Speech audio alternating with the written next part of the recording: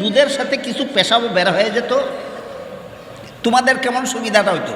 আহলে সুন্নাত ওয়াল জামাতের অন্যতম মুখপাত্র ও প্রখ্যাত মুনাজ্জির জামান আল্লামা নুরুল ইসলাম অলিপুরী দামাত বারাকাতুহুমকে নিয়ে সামাজিক যোগাযোগ মাধ্যমে চলমান সমালোচনার জবাবে তার অনুসারী ও শোভাকাঙ্ক্ষীরা বলছেন, যুগে যুগে হক্কানি আলেমদেরই বিরোধিতা ও সমালোচনার মুখোমুখি হতে হয়েছে। তাদের দাবি, যারা আল্লামা নুরুল ইসলাম অলিপুরীর রাজনৈতিক মতাদর্শ বা বিভিন্ন বক্তব্য নিয়ে প্রশ্ন তুলছেন, তারা মূলত তার ইসলামিক মর্যাদা, বুজুর্গি ও দীর্ঘদিনের দিনী খেদমত সম্পর্কে যথাযথ ধারণা রাখেন না। হযরতের যেই সকল হেটার্সরা আছেন, আমরা তাদেরকে অনুরোধ করব তার বিরুদ্ধে সমালোচনা না করে তিনি কি পরিমাণ ইলমে দ্বীনের খেদমত আঞ্জাম দিচ্ছেন দেশে, তা নিয়ে আপনারা আলোচনা করুন। জানা যায় ১৯৭৫ সালে ঐতিহ্যবাহী লালবাগ মাদ্রাসা থেকে দাওরায়ে হাদিস সম্পন্ন করার পর থেকেই আল্লামা নুরুল ইসলাম অলিপুরী দেশ বিদেশে দ্বীনের খেদমতে আত্মনিয়োগ করেন।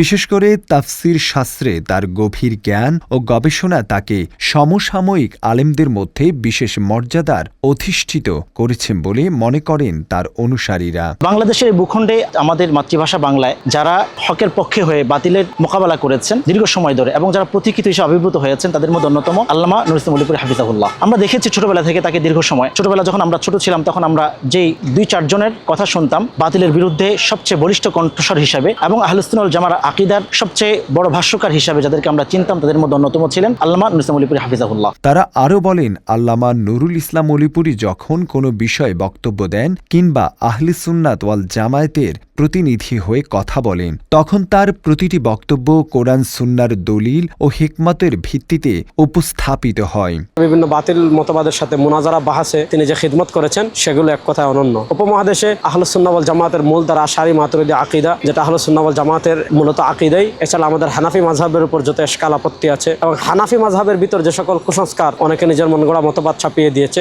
সেগুলোর খণ্ডনে এবং বিশুদ্ধ ইসলামের প্রচারে আল্লামা নুরুল ইসলাম অলিপুরী হাফিজাহুল্লাহ যে খিদমতগুলো করেছেন বক্তৃতার মাধ্যমে, লিখনের মাধ্যমে, মুনাজারার মাধ্যমে, সেগুলো তাকে আমাদের উপমহাদেশে অমর করে রাখবে ইনশাআল্লাহ। তাকে কেবল একজন বক্তা নয়, বরং একজন শাইখুল হাদিস, মুরব্বী ও দ্বীনী রাহবার হিসাবেও আখ্যায়িত করেন তারা।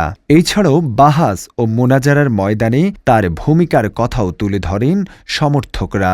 যেখানে ইসলাম বিদ্বেষী কোনো কর্মকাণ্ড বা যে সমস্ত বিষয়গুলো নিয়ে ফিতনা আবির্ভাব শুরু হয়, সেখানে আল্লামা নুরুল ইসলাম অলিপুরী দামাত বারাকাতুহুম সেখানে বহসের আহ্বান করলে বাতিলরা সবসময় তার থেকে পলায়ন করার জন্য চেষ্টা করত। হুজুরে এরকম অনেকগুলো বই লেখছে, এর ভিতরে ইয়ানাবি সালাম আলাইকে একটা হুজুরের প্রসিদ্ধ বই আছে, অত্যন্ত চমৎকার। এই জন্য আমরা অনেক জায়গায় দেখি যখন আল্লামা নুরুল ইসলাম অলিপুরী দামাত বারাকাতুহুম যখন শুনবেন কোনো বহসে আসবেন, তখন শুনি যে এই বেদাতি যারা আছে হুজুরের ভয়ে বা হুজুরের তর্জমানে ইসলাম হুজুরকে বলা হয়, হুজুরের বহসের ভয়ে এই জন্য অনেক ওলামায়ে কেরাম অনেক সময় হুজুর থেকে পালায়ন করে বা বহস থেকে পালায়ন করছে। এরকম অনেক ইতিহাস, অনেক নজির আমাদের সামনে আছে। তাদের ভাষ্য, ১৯৮৪ সাল থেকে বিভিন্ন বাতিল ফিরকা ও বিভ্রান্ত মতবাদের বিরুদ্ধে বাহাস করে ইসলামের সহি আকীদা রক্ষায় গুরুত্বপূর্ণ অবদান রেখে চলছেন আল্লামা নুরুল ইসলাম অলিপুরী। আমাদের বাংলাদেশের বিভিন্ন বাতিল মতবাদের সাথে তিনি মুনাজারা করেছেন। বিশেষ করে ১৯৯৭ সালে সম্ভবত নেত্রকোনায় আলী আকবর রেজভির সাথে একটা ঐতিহাসিক বাস হয়েছিল, যেই বাসে আল্লামা নুরুল ইসলাম অলিপুরী তাকে পরাজিত করেছিলেন ৬টা বিষয়। এরপর থেকে তাকে মুনাজিরে জামান বা মুনাজিরে আজম বলা হয়। তিনি ইসলামের বিশুদ্ধ দাওয়াত প্রচারে মুনাজারার মাধ্যমে হককে তিনি সবসময় বিজয়ী করেছেন। বর্তমানে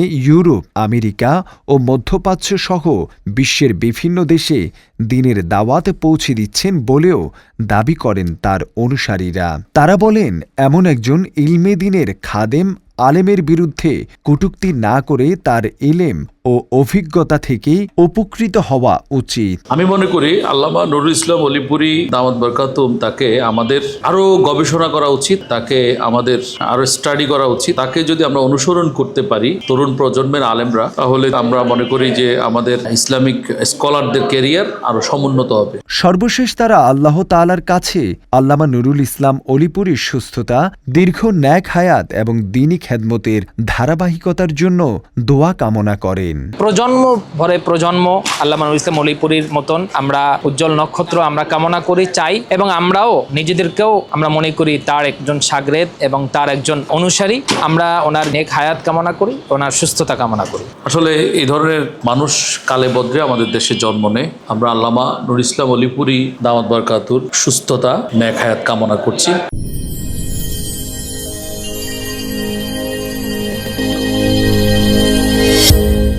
ভিশন 24 দৃষ্টিতে বিস্ময়।